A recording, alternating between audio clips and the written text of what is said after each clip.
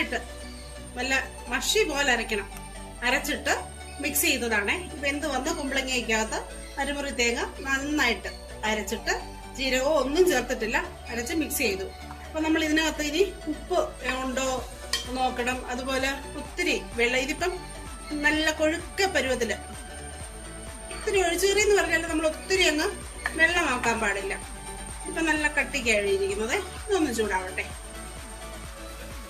ഒത്തിരി അങ്ങ് തിളക്കണ്ട, തിളച്ചാലൊന്നും പിരിഞ്ഞൊന്നും പോകത്തൊന്നുമില്ല. നമ്മുടെ കറി നന്നായിട്ട് തേങ്ങ അരച്ച അരപ്പൊക്കെ നന്നായിട്ട് തിളച്ചു വന്നിട്ടുണ്ട്. ഇനി ഇതിലേക്ക് നമുക്ക് കാച്ചി ഒഴിക്കാം. നമ്മള് കടായി വെച്ചിട്ടുണ്ട്.